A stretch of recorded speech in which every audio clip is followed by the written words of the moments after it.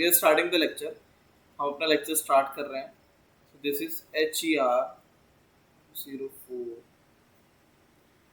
सबसे पहला chapter is physical world. Physical world and units dimensions. Clear? ये आपका पहला chapter. This is the first chapter.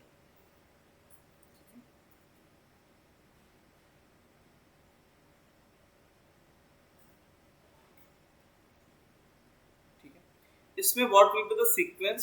सबसे पहले we will study physical world. Physical world, so in physical world क्या क्या पढ़ेंगे? We will study conservative laws and forces होते हैं, तो वो देखेंगे। तो सबसे पहले we will see fundamental fundamental forces. एक मिनट वेट करना, ये जो मैं लिख रहा हूँ that will not be visible to you for few second.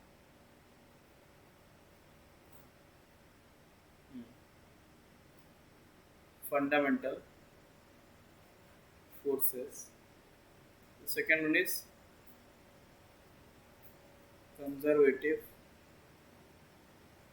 laws. Then after physical, these topic we will cover in physical world, है ना? Physical world. This chapter is different and this is different. Topic अलग अलग है. In your package that is combined. That is okay. कोई बात नहीं, आपके उसमें दिया हुआ है, लेकिन उसमें आपका अलग अलग है। ठीक है, इसके बाद आएगा यूनिट्स एंड डायमेंशन। यूनिट्स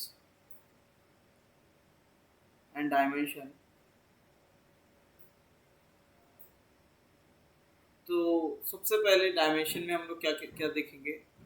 सबसे पहले डायमेंशंस पे देखेंगे, डायमेंशंस पढ़ेंगे, और उसके बाद we will study errors and measurement. ठीक है, तो ये हम इस सीक्वेंस में रहेगा हमारा, है ना? बाकी जब मैं यूनिट्स एंड डायमेंशन लिखवाऊंगा तो I will give you the exact number of topic what we will be having। ठीक है, so we will be starting with physical word, है ना? इतना सीक्वेंस नोट कर लो, फिजिकल वर्ड। ठीक है, नेक्स्ट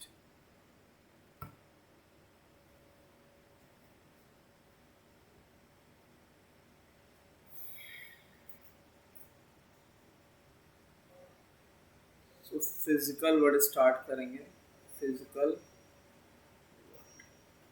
ठीक है, so we will start with the topic of physics. ठीक है, we will start with the topic definition of physics. बताओ भाई, फिजिक्स से आप क्या समझते हो? What you understand by physics? Definition of physics बताओ, कुछ भी अपने मन से सोचो, बताओ, गलत हो सही हो, डजंट मैटर, जो भी है आता है वो बताओ। Physics study of process of nature और यूनिवर्स, जो भी नेचर के प्रोसेस हैं, ठीक है, भले वो नेचुरल हो और man made. So that wing of science which study the process of nature and और यूनिवर्स इज कॉल्ड फिजिक्स। ठीक है, तो physics is a tool by which we can learn how the process is happening, है। अच्छा ये बताओ, तो भाई study of physics, study of process of nature is called physics. ठीक है, समझ में आया कि नहीं आया? इसके बाद हम क्या देखेंगे? इसके बाद हम देखेंगे फिजिक्स में कुछ लॉज होते हैं। तो पहला हम लोग देखेंगे फंडामेंटल फोर्सेस। फंडामेंटल फोर्सेस कितने होते हैं वो देखेंगे। फंडामेंटल फोर्सेस, पहला होता है gravitational force, gravitational force. Second is electromagnetic force, magnetic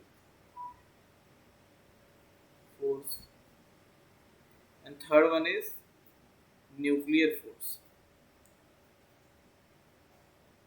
In your package, it has been given in strong nuclear force, strong and weak, ऐसे दिया है. ठीक है, तो ये तीन फोर्सेस पढ़ेंगे. आफ्टर फोर्सेस कंजर्वेटिव लॉज पढ़ेंगे. वेट करना.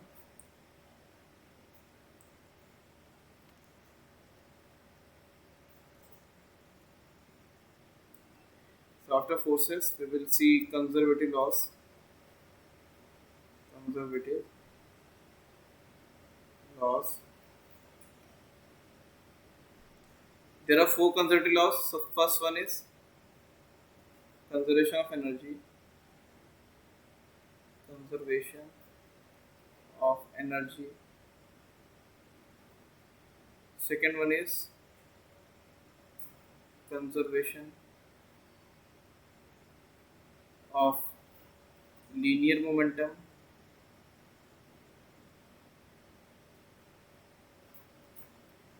Third one is conservation of angular momentum.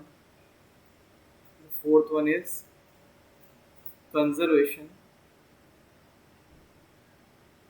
of charge. ये चीज़ें पढ़ेंगे ना, इसको अच्छे से नोट कर ले नोटबुक में. So first we will start with the gravitation force. Clear?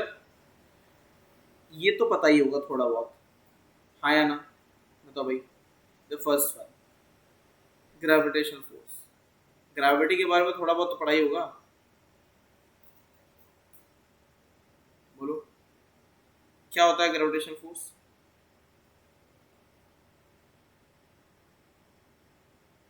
Any idea क्या होता है ग्रेविटेशन? ग्रेविटेशन की थ्योरी किसने दी थी? न्यूटन ने. किसने दी थी? न्यूटन. समझ में आया कि नहीं आया? है ना?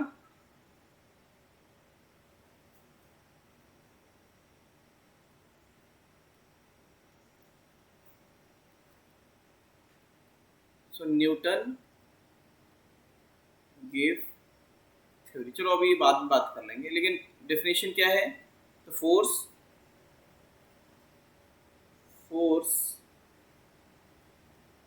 Acting between masses. जो मासेस के बीच में फोर्स लगता है इसको बोलते हैं force of gravity. Clear? Is it clear? है ना? तो होता क्या है, this is the force of attraction. है ना? Force of attraction. This force is attractive force. This is never repulsive. So gravitational force is always attractive. ये हमेशा अट्रैक्टिव होता है. It is never repulsive. ठीक है? क्लियर है? Is it clear? यस. कैसे कैसे कैसे आया था थ्योरी? स्टोरी तो पढ़ा ही होगा कि न्यूटन के ऊपर एप्पल गिरा, है ना? कुछ ऐसे पढ़ा होगा, है ना? तो एप्पल गिरता है, एप्पल गिरने से क्या होता है, वो सोचते हैं कि एप्पल नीचे क्यों गिर रहा है. ये सब स्टोरी सुनी होगी आपने, है ना? तो Newton gave all the theory about gravity. तो न्यूटन ने दिया था, है ना? न्यूटन ने इसका थ्योरी दिया. क्लियर? Is it clear? तो थ्योरी इसका किसने दिया था? न्यूटन ने दिया था. किसने दिया था? न्यूटन. ठीक है? न्यूटन एक ऐसे साइंटिस्ट हैं जिनका नाम हमेशा पहले आएगा. जब भी आप फिजिक्स स्टार्ट करोगे, आज 10 साल बाद, 50 साल बाद, 100 साल बाद, तो न्यूटन का नाम आप सबसे पहले पढ़ोगे, है ना? सबसे पहले पढ़ोगे न्यूटन का नाम. क्लियर है? चलो,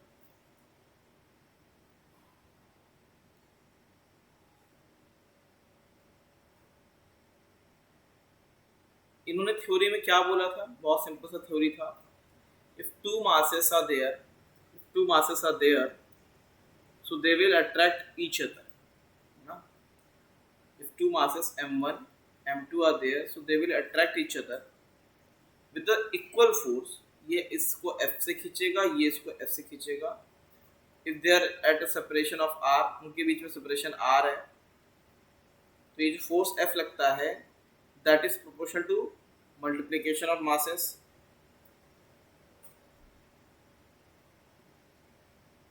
ठीक है,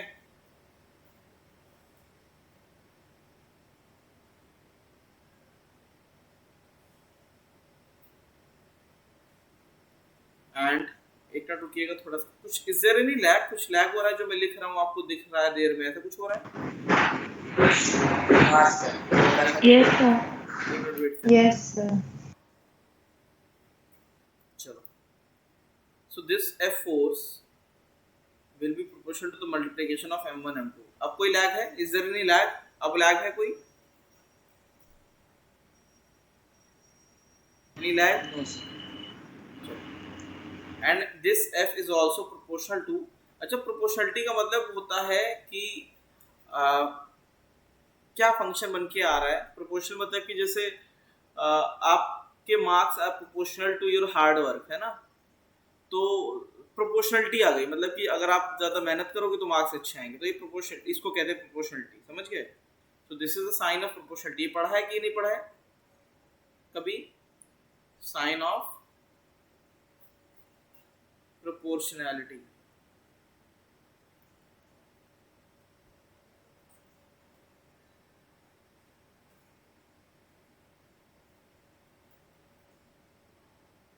बोलो, ये साइन पढ़ा है कभी? साइन ऑफ प्रोपोर्शनलिटी बोलो। Yes, sir. चलो इतना नोट करो। Yes, sir. इसे नोट कर लो, नोट इट ऑल, है ना, सब कुछ नोट कर लो।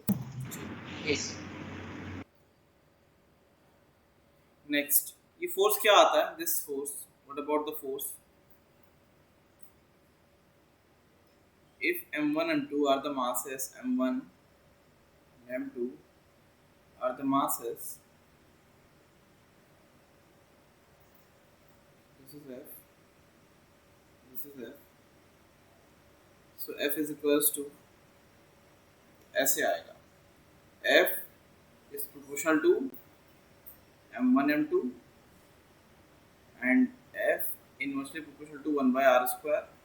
r is the distance, m1 m2 क्या है? m1 m2 are masses, क्या है? मास इन kg, kg में आएगा। r क्या है? Separation, separation in metres, in metres, ठीक है। उसके बाद when you remove the proportionality, तो ये आएगा क्या? पहले तो आप ऐसे लिख लो m1 m2 by r square. जैसे भी कभी भी आप प्रोपोर्शनलिटी हटाओगे, you will get the formula f is equals to g m1 m2 by r square. ये फॉर्मूला आएगा, you will get this formula, ठीक है, you will get this formula. तो g क्या है? g is universal, universal gravitational constant, gravitational constant, ठीक है। g का वैल्यू कितना आता है, किसी को याद है? g is equals to 6.67 into 10 to the power -11। Unit याद करने की जरूरत नहीं है, यूनिट निकालना मैं सिखा दूंगा, ठीक है। क्लियर? समझ में आया कि नहीं आया? Is it clear? एक और चीज याद रखना कि this force is very weakest force in the nature, weakest force, gravitational force is the weakest force in the universe, weakest force in universe। और क्या होता है? It's a long range force, long range मतलब दूर तक लगता है, up to planets, long range force. भाई अर्थ सन पे लगाती, सन अर्थ पे लगाता, तो लॉन्ग रेंज हुआ ना। Is it clear? क्लियर है? Yes, sir. Note it down. Next is electromagnetic force। The second force is electromagnetic force, electromagnetic force। इसके दो पार्ट होते हैं, one is electric and one is magnetic। Electric में क्या होएगा, देखो होता क्या है, electric force is parent force, parent force यही एक्चुअल फोर्स होता है, because when ever the electric field changes तो ये डॉटर फोर्स का बर्थ होता है, ठीक है। तो we will study only electric force. Electric force क्या होता है, ये तो पढ़ा ही होगा आपने कि मैग्नेट मैग्नेट होते हैं, रिपल करते हैं, अट्रैक्ट करते हैं, सो देखा ही होगा ना कभी बचपन में, देखा कि नहीं देखा है ना, magnets Yes, ripple sir. And attract each other, ठीक है। इलेक्ट्रिक फोर्स आपने जरूर बचपन से करंट तो कभी ना कभी खाया ही होगा, खाया है ना, ठीक है नहीं, तो कभी जब करंट लगा होगा तो फील हुआ होगा ना, अच्छा खासा स्ट्रेंथ होता है उसमें, ठीक है, अच्छा खासा चिपक से जाते हैं वायर में, so that is the electric force. So we will study only this, not this, only electric force, क्योंकि electric force is responsible for magnetic force, electric force he responsible है magnetic force के लिए। तुम लोग electric force के बारे में पढ़ेंगे। electric force क्या होता है, electric force वो समझते हैं।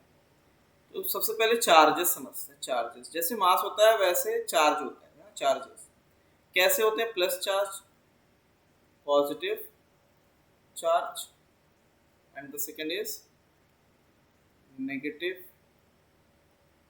charge, ठीक है, पॉजिटिव एंड नेगेटिव चार्ज, दो चार्जेस होते हैं, मालूम है कि नहीं मालूम है, दो चार्जेस होते हैं।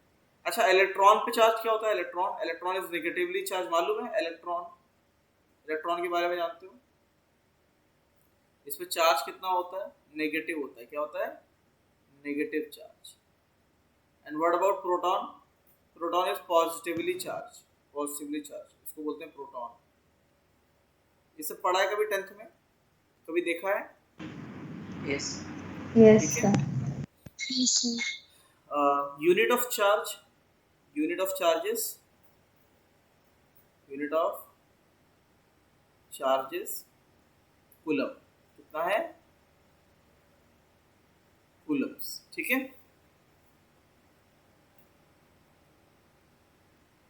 सो coulomb is, suppose if you want to represent a charge, जैसे मीटर होता है ना, लेंथ को मीटर में रिप्रेजेंट करते हैं, सेंटीमीटर में, ऐसे कूलम सी होता है, सी कूलम, है ना, क्लियर है कि नहीं, इज इट क्लियर, Yes. चलो इसे नोट कर लो Yes, अच्छे sir. से, इसे नोट कर लो अच्छे से।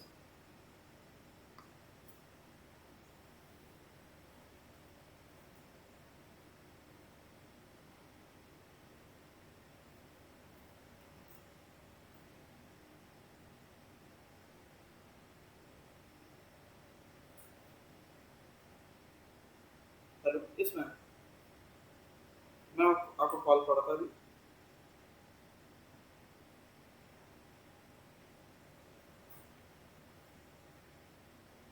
लखनऊ हवाई ब्रांच एक्सिस बैंक, तो ये मुझे मुझे तो कोटक बैंक में जाना चाहिए ना, या एक्सिस बैंक जाऊंगा मैं, अच्छा तो वहीं से मिलेगा,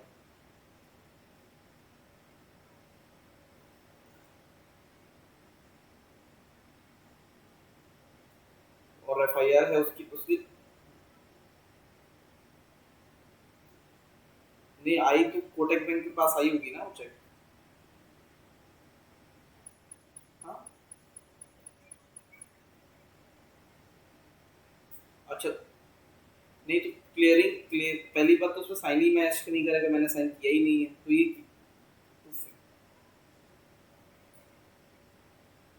हाँ, Hello, sir. ओके ओके, फिर मैं आपको कॉल करता हूँ। यस बेटा, यस बेटा, हो गया, कोई कुछ पूछ रहा था, आगे बढ़ सकते हैं, आगे बढ़ सकते हैं। Yes. Yes, sir. चलो,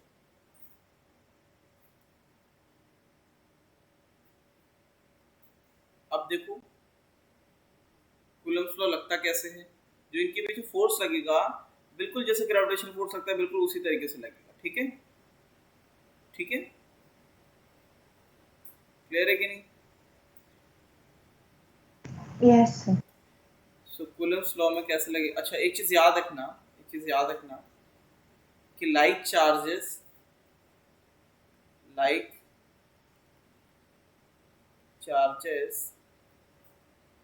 repel each other, and unlike charges attract each other. Attract each other. ठीक है? Like charges repel each other and unlike charges attract each other. Clear है कि नहीं? Is it clear? ठीक है? Yes, sir. So like charges repel each other. Unlike charges attract each other. इसमें क्या होगा? Plus plus charges, minus minus charges. बताओ क्या करेंगे? कौन से अट्रैक्शन में होंगे, कौन से रिपल्शन में होंगे? Which charges will attract and which will repel each other? कौन से अट्रैक्ट करेंगे, कौन से रिपल करेंगे? बोलो कौन सा? Repel. Which one? Sir first के दो रिपेल करेंगे और लास्ट वाला अट्रैक्ट. बिल्कुल, प्लस प्लस रिपेल करेंगे, repel, and the last one will attract. हाँ या ना? Is it clear? Yes. Clear है? यस. अब इसके बाद कूलम्स लॉ का जो वो बनता है, कूलम्स लॉ, ठीक है? कूलम्स लॉ का क्या बनेगा? F इज इक्वल्स टू, इसमें आता है F is proportional to, if there are two charges, इसमें चार्जेस Q1 Q2 से रिप्रेजेंट करेंगे. जैसे मास होता है वैसे Q1 Q2 चार्ज, Q1 और Q2, ठीक है? दे विल अट्रैक्ट और रिपल. जैसे मैं मान लेता हूँ सेम चार्ज मान लेते हैं, प्लस प्लस चार्ज बोल देते हैं, तो बताओ दे विल अट्रैक्ट और repel? They will repel each other, है ना? तो इनके बीच में सेपरेशन इज आर. बिल्कुल ग्रेविटेशन की तरह आता है यहाँ पे कि F is proportional to multiplication of charges. F is proportional to Q1 Q2 and F is also inversely proportional to 1 by R square. जैसे M1 M2 मास है वैसे यहाँ पे Q1 Q2 चार्ज होता है. बस यहाँ पे जैसे प्रोपोर्शनलिटी कांस्टेंट हटाओगे it will be 1/4 pi epsilon naught Q1 Q2 by R square. ये पूरा term this is same as G. Gravity का फोर्स था, ग्रेविटी में क्या था? F is equals to G M1 M2 by R square. देखो same है, M1 M2 की जगह Q1 Q2, R square और G की जगह 1/4 pi epsilon naught. इसको बस आप कांस्टेंट मान लो, कांस्टेंट, इसको यू कॉल इट कांस्टेंट और कुछ नहीं. 1/4 pi epsilon naught क्या होता है आपको समझने की कोई जरूरत नहीं, बस ये समझ लो दैट इज अ कांस्टेंट. समझ में आया कि नहीं आया? लेकिन यहाँ पे एक फर्क है, ये अट्रैक्टिव और रिपल्सिव दोनों हो सकता है. रिपल्सिव, लेकिन ग्रेविटेशन ओनली अट्रैक्शन.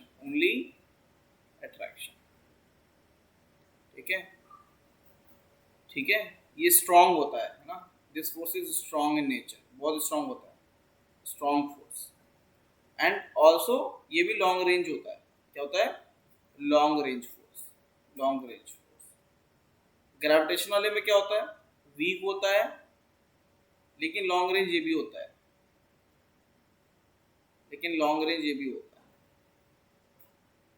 समझ में आया कि नहीं आया? Is it clear? So next is nuclear force. Last one is nuclear force.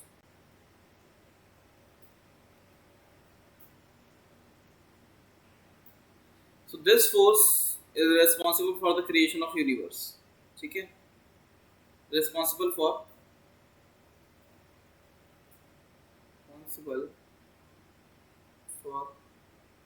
universe creation. पूरा यूनिवर्स इसी फोर्स की वजह से बना हुआ है. ठीक है? क्यों? अगर आपका ये नहीं होता, न्यूक्लियर फोर्स नहीं होता, तो न्यूक्लियस नहीं होता, ये तो पता ही ना। ये सबसे पहले न्यूक्लियस होता है, न्यूक्लियस, और न्यूक्लियस के अंदर प्रोटॉन और न्यूट्रॉन रहते हैं, उसके अराउंड इलेक्ट्रॉन चक्कर काटता है, मालूम है कि नहीं, है कि नहीं, इलेक्ट्रॉन चक्कर काटता है, तो दिस इज एटम, मालूम है, clear.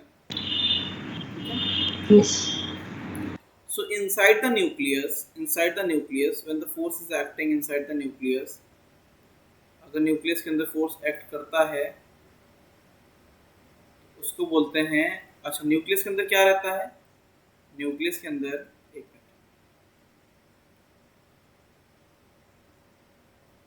Minute, this is the nucleus. Nucleus के अंदर only neutron, nucleons will be there. Nucleons किसको बोलते हैं, प्रोटॉन और न्यूट्रॉन, है ना। तो ये न्यूक्लियस है, दिस इज द न्यूक्लियस, ठीक है। और प्रोटॉन, पी क्या है, प्रोटॉन, और एन क्या है, न्यूट्रॉन, ठीक है। और इनको बोलते हैं न्यूक्लियॉन्स, क्या बोलते हैं, न्यूक्लियॉन्स, ठीक है। Those particle which resides inside the nucleus we call them nucleons. समझ में आया कि नहीं आया, इज इट क्लियर। Yes. जो भी न्यूक्लियस के अंदर रहेंगे उनको न्यूक्लियॉन बोलते हैं। पी क्या होता है, प्रोटॉन, प्रोटॉन क्या होता है, पॉजिटिवली चार्ज, पॉजिटिव चार्ज होता है इस पे। न्यूट्रॉन, न्यूट्रॉन क्या होता है, न्यूट्रल होता है, तभी उसका नाम न्यूट्रॉन है, न्यूट्रल होता है, न्यूट्रल, है ना, न्यूट्रल होता है। तो इन दोनों को बोलेंगे न्यूक्लियॉन। जो भी न्यूक्लियस के अंदर आएगा उसको बोलेंगे क्या, वी कॉल देम न्यूक्लियॉन, ठीक है। पहले इतना बना लो, फिर बताता हूँ मैं न्यूक्लियर फोर्स क्या होता है।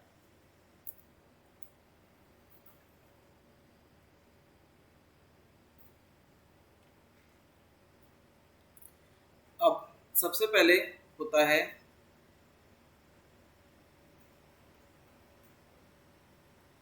Strong nuclear force, strong nuclear force. ये क्या होता है, strongest force in the universe. Short range होता है, स्ट्रॉन्गेस्ट फोर्स होता है, स्ट्रॉन्गेस्ट फोर्स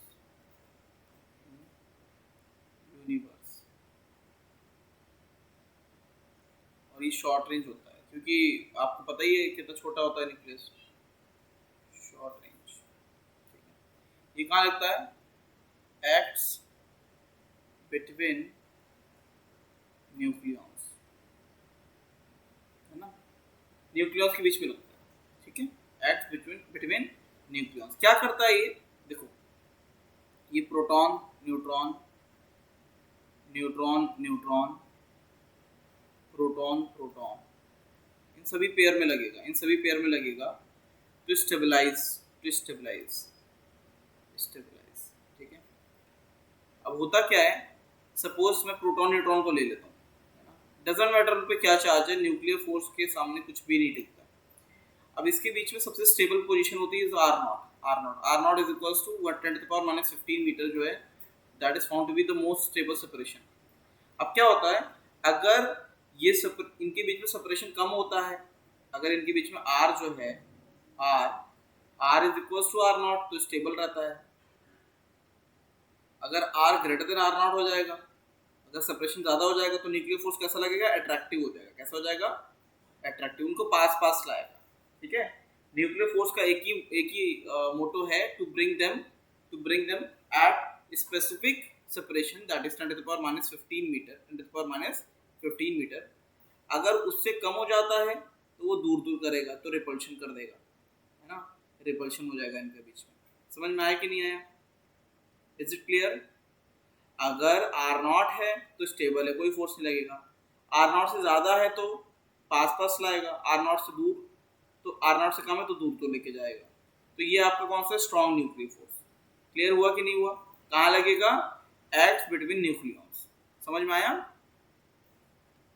क्लियर है। Yes sir.